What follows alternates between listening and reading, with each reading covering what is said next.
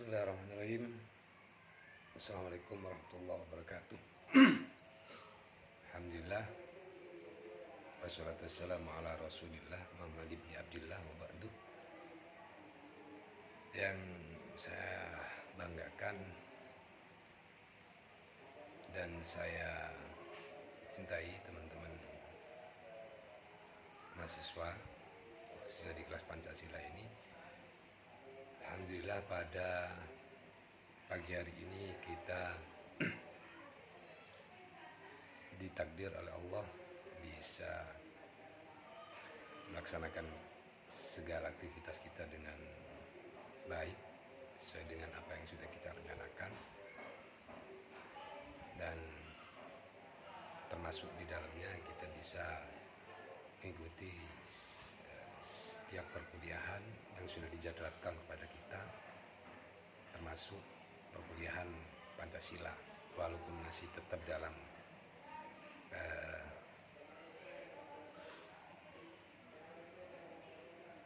dalam kondisi yang masih belum stabil ini, dan terpaksa masih tetap via online. Salam serta salam semoga tetap tercurah bahkan kepada junjungan kita Nabi besar Muhammad SAW. Berkat beliaulah kita bisa membedakan mana yang pantas dan tidak pantas untuk dilakukan, mana yang layak dan tidak layak untuk dilakukan. Oke, teman-teman yang saya banggakan, sesuai dengan penjelasan saya hari pertemuan kemarin, minggu kemarin, bahwa sekarang kita akan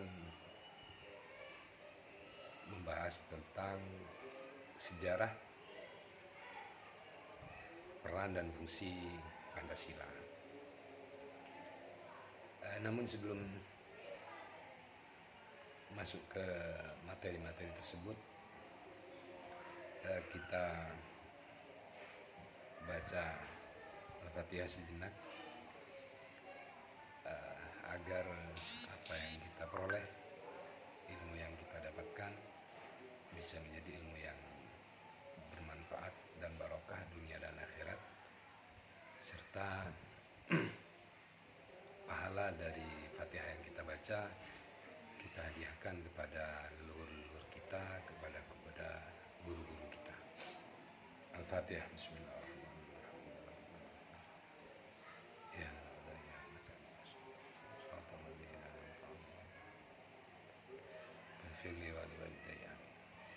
Oke, terima kasih. Pancasila tentu tidak lahir dari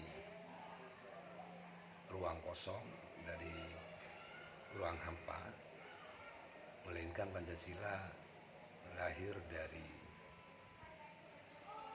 pergulatan yang tidak mudah, gitu ya. Beberapa kali pertemuan, beberapa kali konsep ditawarkan, yang pada akhirnya baru lahirlah ideologi bangsa negara yang namanya Pancasila. Kenapa harus kita paham sejarah lahirnya Pancasila? Karena dengan paham sejarah itu, maka kita akan betul-betul paham bahwa Pancasila itu merupakan karunia terindah, pemberian Allah, salah satu pemberian Allah yang terbaik bagi bangsa kita ini. Dan itu adalah ideologi yang paling efektif, paling pas untuk diterapkan di bangsa kita ini. Jadi berbeda kondisinya dengan Amerika, berbeda dengan Arab Saudi. Kita ini memiliki tradisi, kultur, geografi, sosial yang berbeda dari negara-negara lainnya.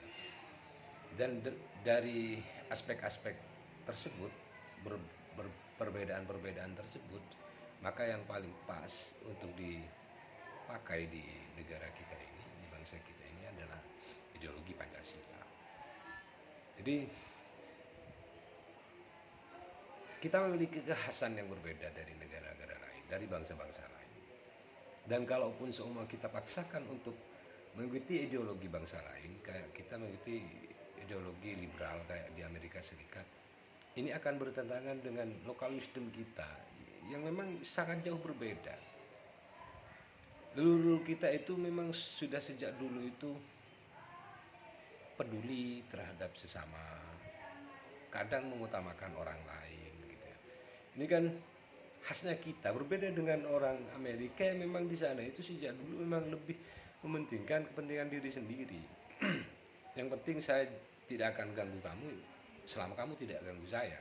Hak saya, tidak ada yang berhak untuk mengotak-atik kehidupan saya pribadi. Berbeda dengan kita. Kalau kita kan ya kehidupan kalian sama-sama memiliki kehidupan hak masing-masing, tapi kita memiliki hak untuk saling mengingatkan gitu kan, untuk saling menegur, saling memberi masukan dan seterusnya. Ini kan berbeda, culture yang berbeda dengan berbeda lagi di Timur Tengah sana.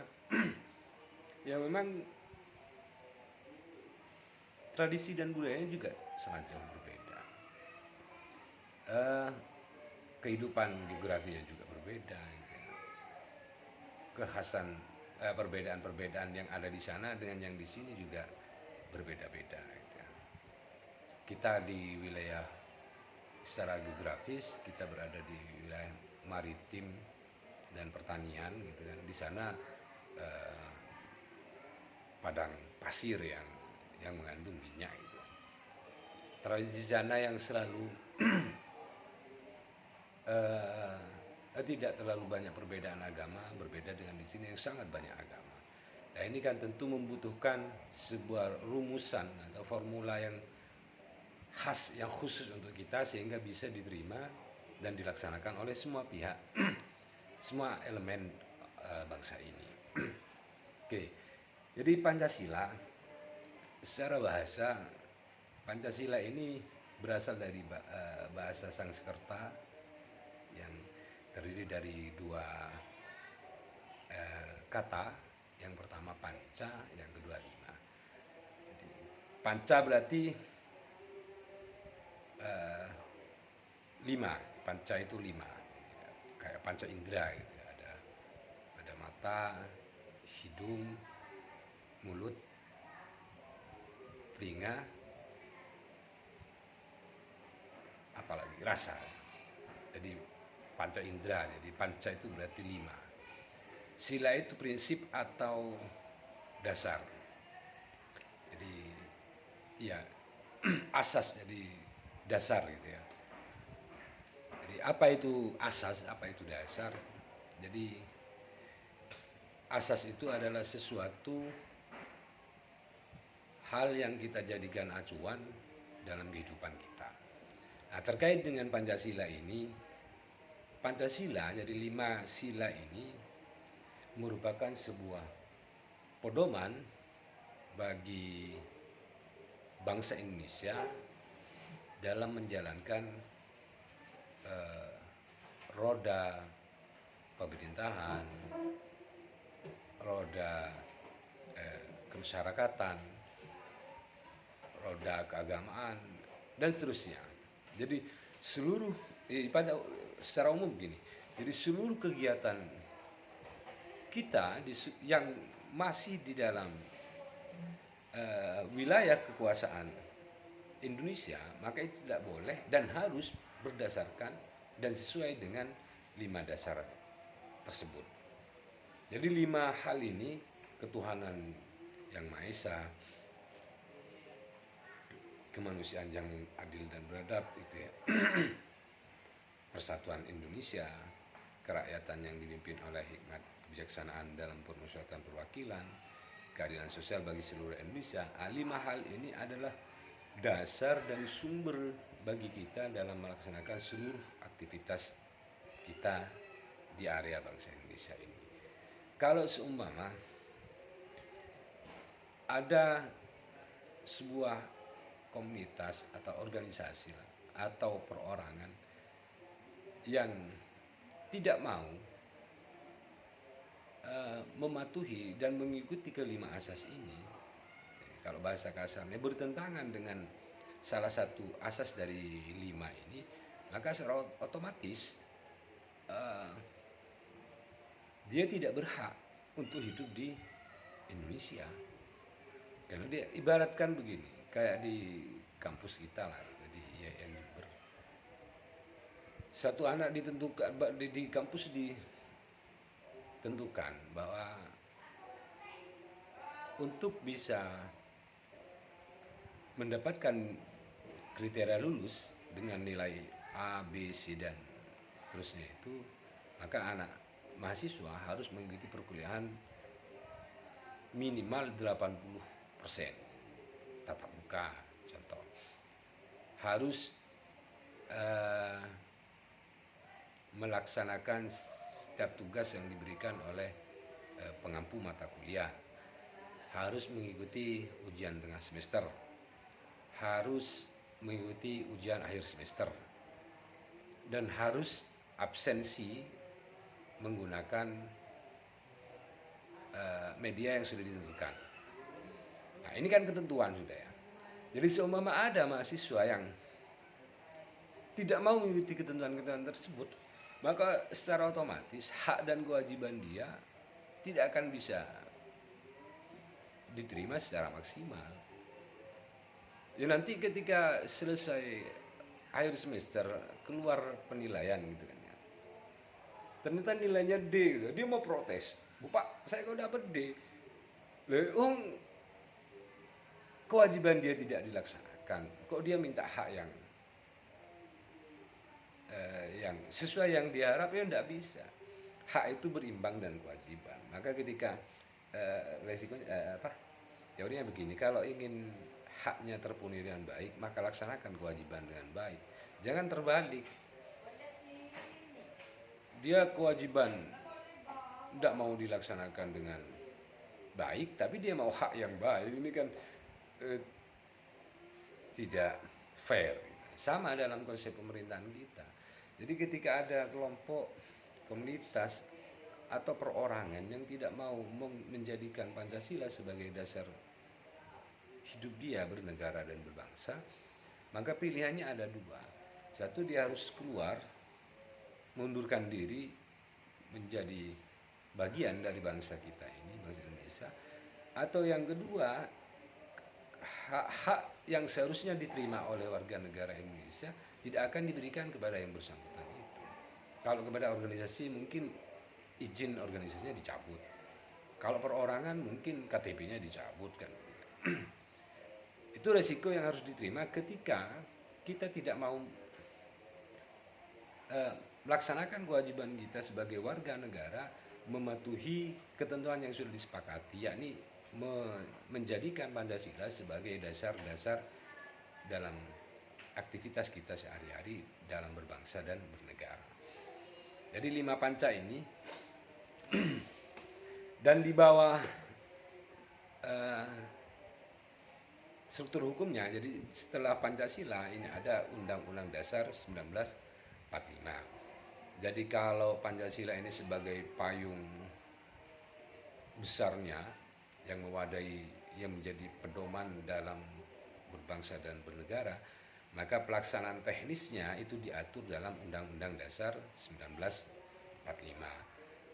Ada undang-undang pidana, ada undang-undang perdata, ada ketatanegaraan dan waris dan seterusnya lah gitu ya. Nah, tentu saja Undang-Undang Dasar 1945 ini tidak boleh melenceng atau bertentangan dengan Pancasila sebagai sumber utama.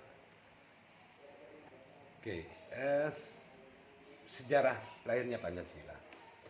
Jadi tentu saja lahirnya Pancasila ini tidak bisa lepas dari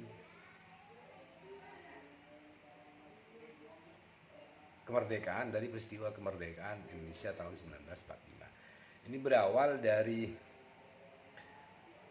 janji yang diberikan oleh Perdana Menteri Jepang saat itu, jadi Kuniaki Koiso, pada tanggal 7 September 1944. Jadi kondisinya pada waktu itu Jepang diserang oleh tentara sekutu. Jadi yang paling terkenal peristiwanya bom atom Hiroshima dan Nagasaki itu kan puncak penyerangan dari tentara sekutu terhadap Jepang.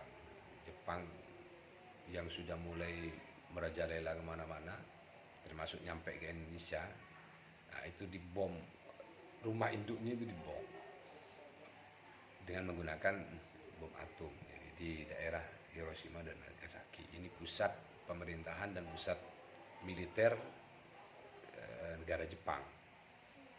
Nah, ketika sudah dibombardir kedua tempat ini, secara otomatis kekuatan militer Jepang mulai runtuh. Jangankan dia akan mempertahankan wilayah jajahannya, dia mempertahankan negaranya saja sudah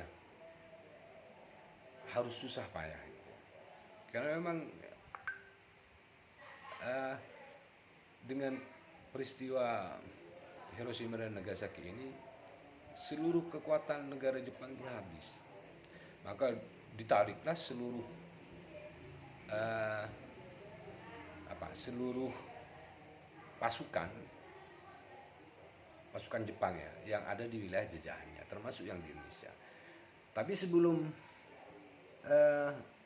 Jepang ditarik dari Indonesia, jadi pada tahun 44 7 September itu, Jepang yang ini terlepas dari faktor apa ya, bisa jadi karena memang dia sadar dia akan segera uzlah, akan segera pergi dari Indonesia, sehingga dia ingin kalau bahasa kita itu cari nama gitu ya, ingin kesannya memberikan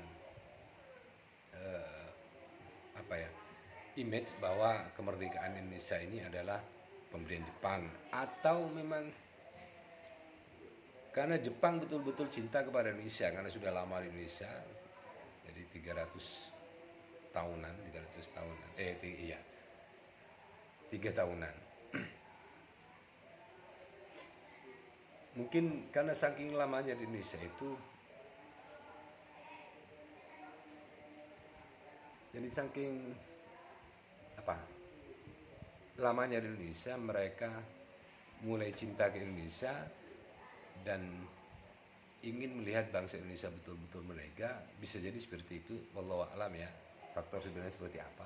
Tapi yang pasti pada tahun 44 itu, 7 September 44 itu, Jepang membentuk sebuah lembaga yang bernama BPUPKI. Ini adalah lembaga yang dibentuk oleh Jepang dalam rangka mempersiapkan kemerdekaan Indonesia. Di BPUPKI ini singkatan dari Badan Penyelidik Usaha-usaha Persiapan Kemerdekaan Indonesia, BPUPKI. Ini tanggal 1 Maret 1945. Tujuan utamanya, agenda besar dari BPUPKI ini adalah mempersiapkan hal-hal yang terkait dengan tata pemerintahan Indonesia. Jadi ketika mereka merdeka, pemerintahan model seperti apa yang akan dijalankan, ini adalah salah satu tugas dari BPUPKI. Nah, pemerintahan di situ itu menyakup berbagai macam hal. Ada undang-undangnya, ada mekanisme organisasi pemerintahannya, ada struktur pemerintahannya, dan seterusnya. Ini tugas utama dari BPUPKI. Ya, jadi BPUPKI ini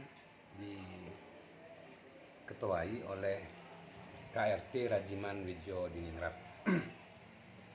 Anggota pada waktu itu ada 67 orang Indonesia dan 7 orang Jepang yang memang ditugaskan untuk mendampingi bangsa Indonesia dalam mempersiapkan kemerdekaan itu. Jadi ada 67 orang Indonesia, ada 7 orang Jepang. Jadi total anggota BPUPKI pada waktu itu berjumlah 74 orang. Jadi ketika pembukaan pertama,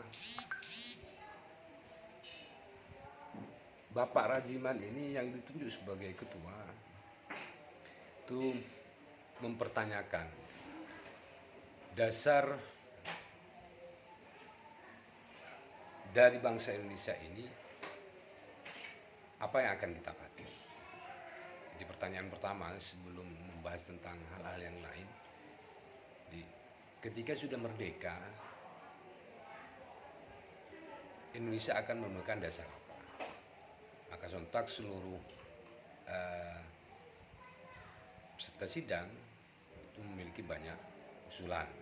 Contohnya Muhammad Yamin pada tanggal 29 Mei 45 itu, ia merumuskan ada 5 asas, 5 dasar. Jadi yang pertama pri kebangsaan, yang kedua pri kemanusiaan, pri ketuhanan, pri kerakyatan, dan kesejahteraan rakyat.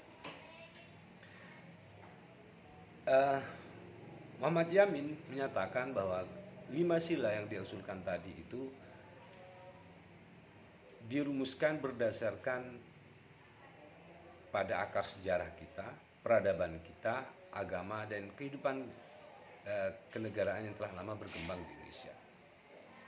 Jadi memang sebelum Indonesia ini merdeka dan terbentuk negara Indonesia, kita memang sudah mengenal sistem pemerintahan. Pada waktu itu sistem kerajaan. Nah, sebelum merdeka itu kita digasi oleh kerajaan-kerajaan Islam yang tentu saja menggunakan kerajaan sistem Islam. Dan sebelumnya lagi, belakangnya itu ada sistem kerajaan Hindu-Buddha. Nah ini memang sudah beratus-ratus tahun kita sudah mengenal sistem pemerintahan itu. Jadi ada dewan penasehat, jadi ada raja, ada dewan penasihat, ada panglima, ada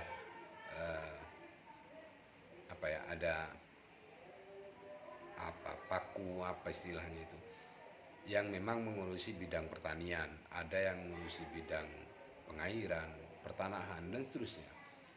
Jadi memang sudah kita memiliki sistem pemerintahan sendiri di Indonesia itu. Tapi pada waktu itu masih belum berbentuk sebuah negara, tapi sistem kerajaan. Kita juga sudah mengenal tentang agama. Jadi ketika kemerdekaan itu mayoritas penduduk kita ini sudah mayoritas Muslim. Dan sebelum itu ada mayoritas Hindu-Buddha, ada juga agama kawitanan gitu ya. Kita sebut kepercayaan, ada yang bilang animisme, dinamisme, dan lain-lain. Kita sudah mengenal agama. Kita juga sudah mengenal sistem sosial. Jadi bagaimana ketika tetangga sakit itu ada yang jenguk, bagaimana sistem kita harus berbagi dengan saudara, dengan tetangga, bagaimana kita harus peduli lingkungan, kita bekerja sama, tidak ada istilah gotong royong kalau di zaman Orde Baru itu umum gotong royong dan seterusnya. Kita sudah mengenal sistem begitu. Ada sistem kerakyatan, ada kebangsaan. Nah, berdasarkan hal tersebut, maka Bapak Muhammad Yamin ini mengusulkan ada 5 sila. Jadi yang pertama kebangsaan, kemanusiaan, ketuhanan, kerakyatan, dan kesejahteraan rakyat. Karena memang pendapat beliau, negara itu tugas pokoknya adalah mensejahterakan rakyatnya. Jadi bagaimana negara itu hadir, memberikan fasilitas, memberikan akses kepada rakyatnya untuk bisa memperoleh hak-haknya secara maksimal. Nah, ini tugas negara untuk hadir di situ. Maka kalau sekarang ditemukan banyak rakyat yang tidak memperoleh haknya secara maksimal, bahkan terkesan negara hadir hanya untuk orang yang menengah ke atas, gitu, untuk menengah ke bawah negara tidak hadir. Ini kan persoalan sebenarnya. Ini sudah mulai melenceng dari tujuan didirikannya sebuah negara. maka rakyat sebenarnya berhak untuk menuntut hak-haknya. Jadi pemerintah itu adalah ajudannya rakyat gitu, yang memang tugasnya melayani rakyat. Bahkan kalau di dalam sistem demokrasi kita itu ada dari rakyat, oleh rakyat, dan untuk rakyat. Jadi poinnya di situ adalah rakyat adalah tangan Tuhan gitu ya. Sampai ada istilah begitu.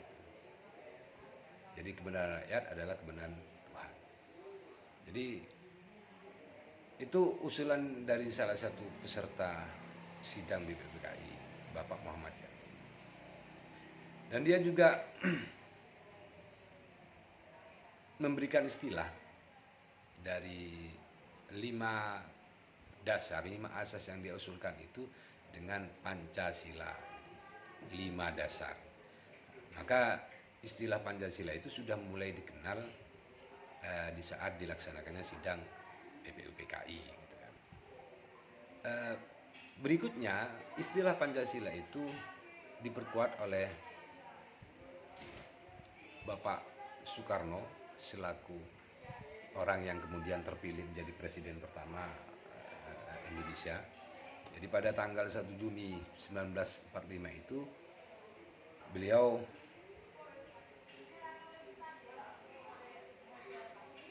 menyatakan bahwa lahirnya Pancasila itu pada tanggal 1 Juni 1945, sehingga hari ini dikenal dengan Hari Kesaktian Pancasila gitu kan ya. Oke, selanjutnya pada proses selanjutnya ketika sidang sudah hampir selesai, jadi pada waktu itu sudah menyepakati istilah Pancasila dengan 5 dasar tadi itu. Ketika sidang sudah menyepakati Pancasila sebagai dasar negara, dan sebelum diakhiri sidang tersebut, panitia yang beranggotakan 74 orang ini memutuskan untuk membentuk panitia kecil yang dikenal dengan istilah PPKI, Panitia Persiapan Kemerdekaan Indonesia. Ini dipilih sebanyak 9 orang, ini bertugas untuk menyelenggarakan persiapan teknis dan non teknis terkait kemerdekaan. Jadi rumusan Pancasila pada awalnya itu tidak sesederhana seperti sekarang. Jadi rumusan Pancasila itu pada awalnya diberi nama Piagam Jakarta. Jadi di Piagam Jakarta itu termuat beberapa hal. Yang salah satunya redaksinya mengatakan ketuhanan yang Maha Esa berdasarkan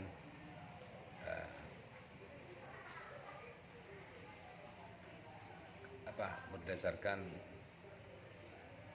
Al-Quran,